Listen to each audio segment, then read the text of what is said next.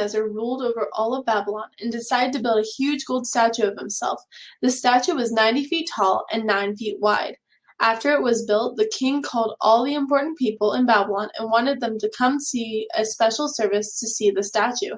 When they were all there, the king's announcer said to the people, nations, and men of every language, "This is what you are commanded to do. When you hear the sounds of the musical instruments, you must bow down and worship the statue of the king. If you don't, you'll be thrown into a blazing furnace."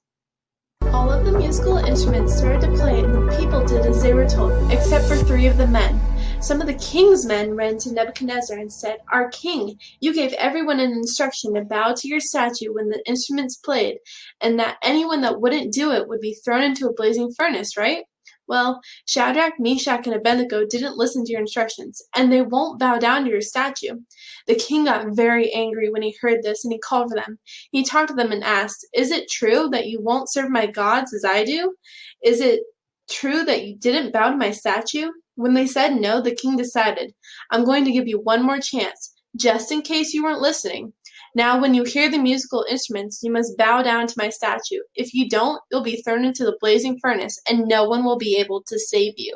Shadrach, Meshach, and Abednego responded to the king, "Nebuchadnezzar, we do not need to defend ourselves to you. You can throw us in the furnace. The God we serve is going to save us from the furnace and your power. If he does this, it is good. But even if God doesn't save us, we want you, our king, to know this. We will not serve your gods. We will not worship the statue you have set up." This made the king so mad. How dare they say they wouldn't bow to his statue?